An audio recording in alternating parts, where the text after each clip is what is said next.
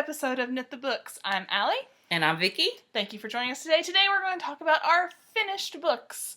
And I actually finished 5 books so far this March. I have finished 3.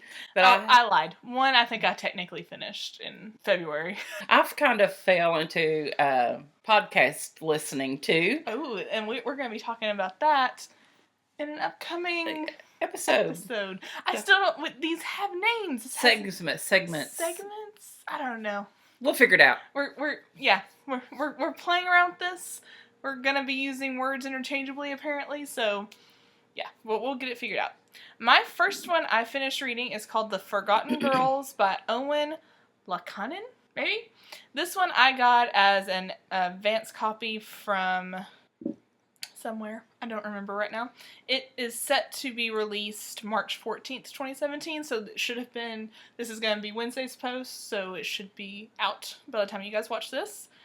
It is number 6 in a Stevens and Windermere series. It's a detective duo series, and I didn't realize it was like number 6 in a series, but it actually is fine to read on its own. My only negative with doing that was there wasn't a lot of background on Stevens and Windermere, but I mean, if I had read those 5 other books, I probably would have been just fine. But the reason I wanted this one is this one was really neat. Okay, this one, I'm going to read the book description really quick just because it's been a little while and I don't want to say something wrong or something. It says, it's called The Forgotten Girls, and these are the victims no one has ever cared about until now. Agent Stevens and Windermere return in the blistering new crime novel from the fast-rising multi-award nominated suspense star. She was a forgotten girl, a runaway found murdered on the High Line train through the northern Rocky Mountains, and with little local interest put into a dead file.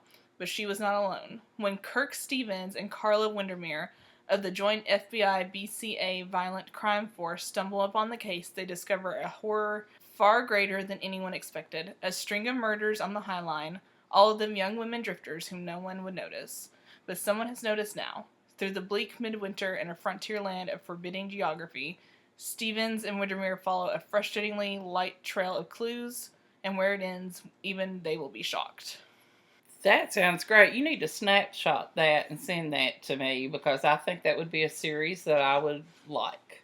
It's actually, I read a lot of thrillers, but I don't read a lot of I think they're referenced as cop thrillers. I don't read a lot of that, but this was actually really good. I will say the character Carla Windermere, she did kind of drive me nuts just because she constantly referenced her partner as partner, way too much. I was like, there are other words, there's dude, say something, anything else. So that kind of got on my nerves, but for the most part, I thought the characters are really interesting and good. Even without having the background of those 5 other books, I still feel like Stevens and Windermere were good characters. I feel like they did their jobs well. You know, sometimes when you watch a cop drama or read a cop drama, it doesn't make sense that they were able to figure out things, but I feel like this was pretty believable. It does have multiple perspectives. There's this guy who's preying on these women. They're runaways, and they ride the trains to, that's what they do to get around.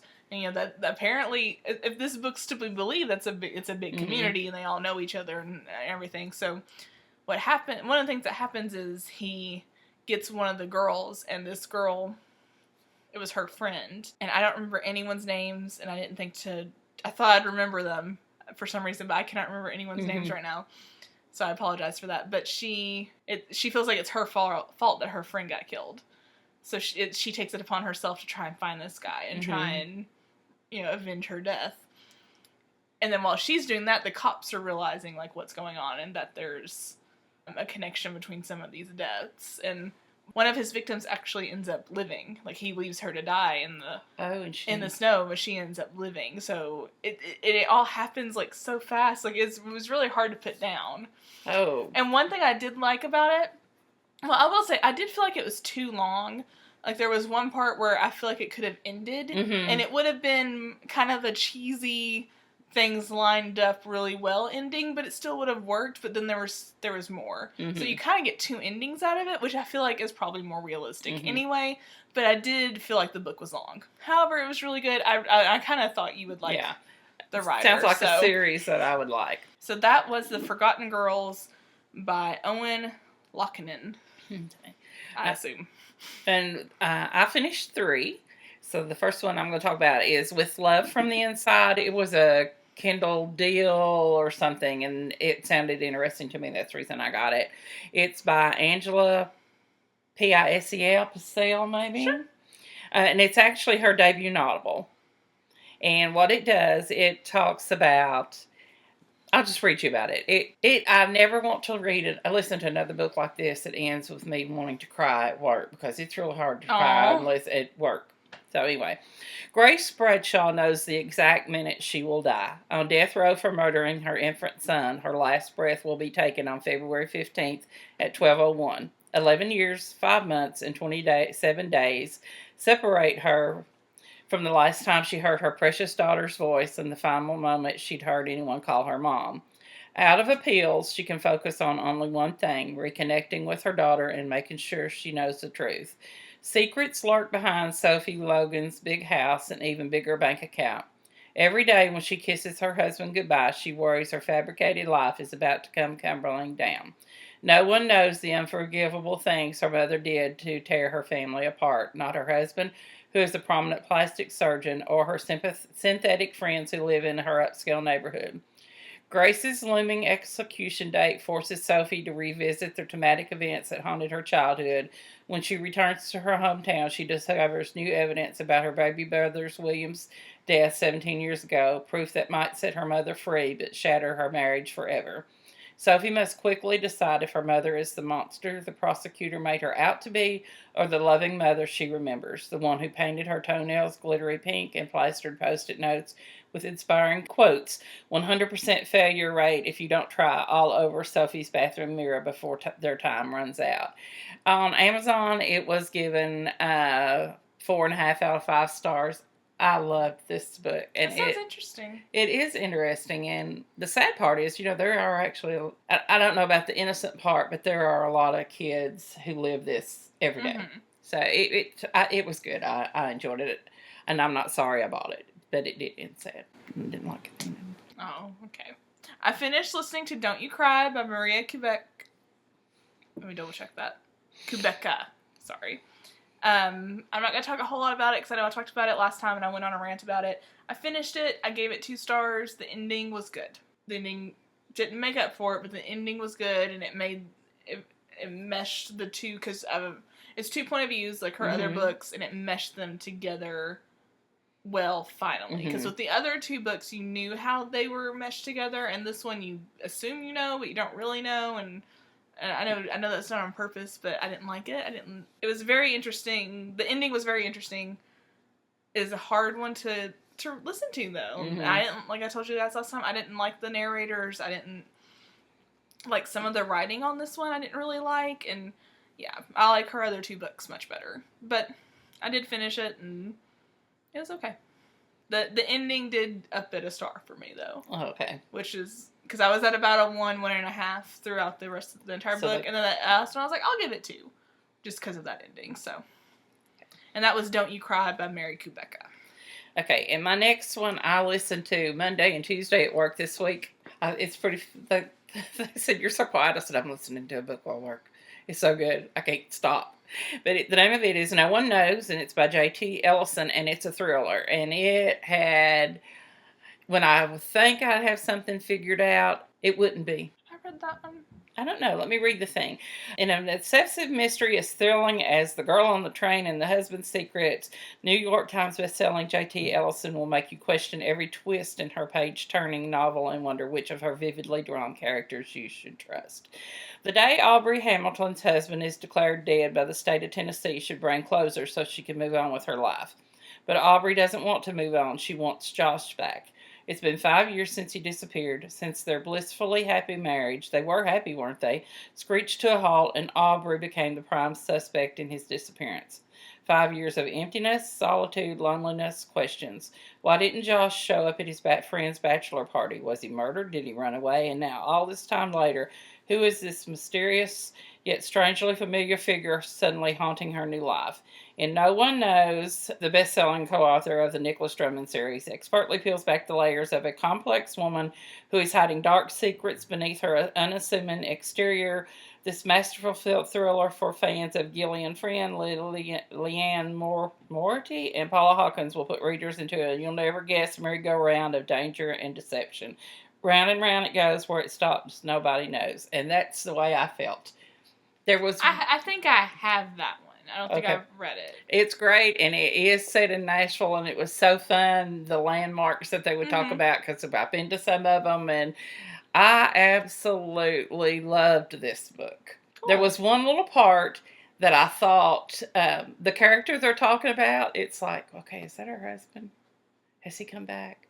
It's, plastic surgery and just acting like he's somebody else. And then his mom was in an accident, and she whispers these words, and it's like, oh, that's who that is. That's the only thing I ever figured out. The rest of it was all surprise. It was great. Loved it. Well, good. And what is that called again? No One Knows by J.T. Ellison. And that's actually a relatively new book. It came out March 22nd, 2016. Mm-hmm. So I love it when I get the new ones on a good deal for my Kindle. I do too. I finished Roanoke Girls. I talked about this a lot last time. I'm not going to talk about that same stuff this time. But, I did have a spoiler in the last one concerning this book. I'm not going to mention it at all this time. Just throwing that out there. I gave this 4 stars, and I wasn't expecting to. Now, I gave it 4 stars because I really liked it. I liked the writing. The story was good. We have that one thing, but like you and I talked about last time, it's like, well, we can still like a book where there's like a serial killer and still say, oh, that's a 4-star book. So there's that one thing where I feel weird, giving that. But, I read Flowers in the Attic in high school. I really liked Flowers in the Attic, and I thought it was good. I thought it was well written. The characters none of them are likable. Oh, okay. And I find that, I really like that in a book for some reason, because I feel like they're so believable. And, like, there's, like, this one character, Tommy, who, I don't know why I'm still holding that. There's this one character, Tommy, who, before you know more about him, he seems like this perfect character, and then you find out his flaws, and it's just like, oh, all these characters have flaws. I love that. And I really liked Lane. That's the girl. I guess she's the main character. I really liked her, and I don't want to say her growth, because I don't really think she had any growth, but I liked her progression through the story, and I thought it was written very well. I thought it did use the current setting, and then, the flashbacks. I thought they did a good job with that. I really liked it. So... I don't know what else to say about it. I feel like I talked so much about it last time that I don't really want to talk too much about it now. But I did want to mention that I liked the characters.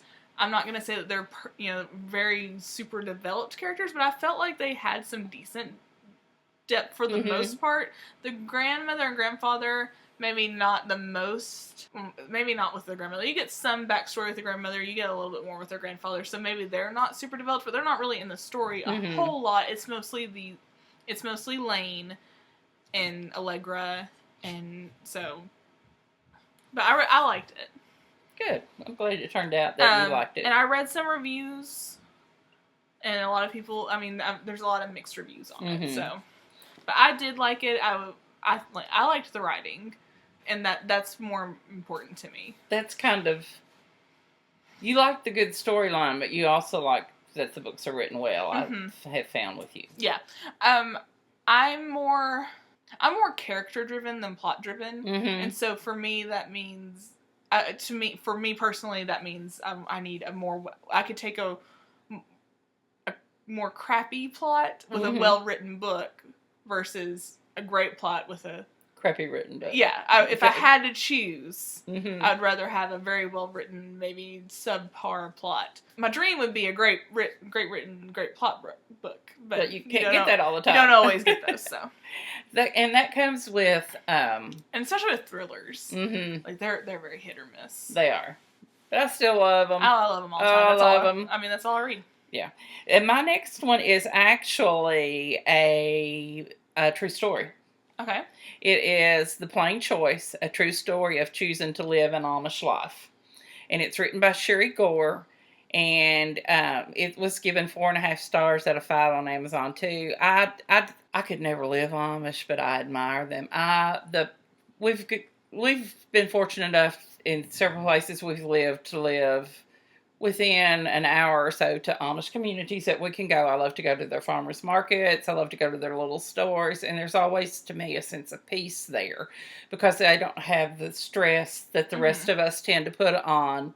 Now, they have the stress of the hard work because they do work. They're hard workers. But they don't have the stress that we tend to put on ourselves.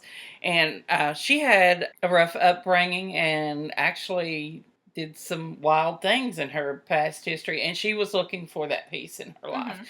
So she was raised in a broken family and emotionally overlooked. Sherry Gore grew up without a solid foundation, a prisoner of her own poor choices, and yes, she did make quite a few of those, and at times without hope. A series of terrible mistakes left her feeling wrecked and alone, and a sudden tragedy threw Sherry into an emotional tailspin too powerful to escape. She hangs by a thread, unable to see how she can go on living until it happens. On a morning of no particular significance, she walks into a church and bam, the truth of Jesus' forgiving love shatters her world and cleaves her life in two. She goes to bed stunned and wakes up a Christian. So she was unable to return to her former life, and that's when she attacked her faith head on. And it just talks about the changes she made and how she went to be in the different communities she lived in and how strict they were. And now she lives in a Mennonite community. I think it's in that Pine Grove, Pine something in Florida. It's very interesting as how a person that didn't grow up in that lifestyle and for certain made a lot of poor choices and led she did quite a few wild things and can do that turn around and find that peace in her life. Cool. So it was a very interesting true story. And that was what again? The Plain Choice, a true story of choosing to live an Amish life. All right, and I have 2 more. I'll talk about them really quick because this one is going a lot longer than the other ones, but we tend to talk more in the books, I've noticed. I finished The Bad Beginning, the first in the series of Unfortunate Events series by Lemony Snicket. Loved it, thought it was great, and I was right. Like, I think I read it in a couple hours. I just had to sit down and make myself read it. It was really good, really well written. It follows the Baudelaire children whose parents die in a fire, and they're adopted by Count Olaf, who, or not adopted, but they're put in his care, and he is trying to get the Baudelaire fortune, so he's not really taking care of them. It's really cool. I never read these books before. I saw the movie from 2004, and we watched the Netflix series when it came out, and the Netflix series follows it pretty close, which is good to know.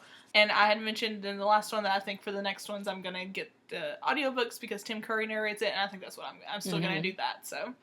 And then I finished listening to Troublemaker, Surviving Hollywood and Scientology by Leah Remini. I loved that book. I loved it. I love Leah Remini anyway. I like her too. And I think she does a really good job narrating it. Scientology is a crazy thing, and I don't know a whole lot about it. You know, I know like what people joke about and everything and things like that. So it was really interesting to hear about it from a celebrity's point of view because they love celebrities and they're, you know, that's what they want. They want more celebrities. So it was really interesting. And she grew up in it. Like her mom and her parents got divorced when she was young. And when she was like 13 or 14, her mom started dating this guy who was a Scientologist. And that's how they became part of Scientology. And then like her mom got like really, really into it and they went to Florida for one of the things in Florida, and the boyfriend was supposed to come and he actually never came.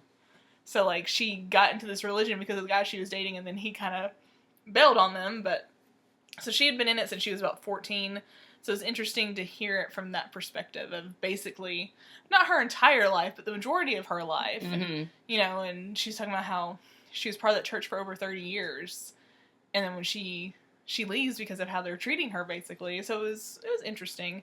I think listening to it would be a good idea just because it's fun hearing it, like, her telling the story instead of Mhm. just reading it, so. But yeah, that was a good one.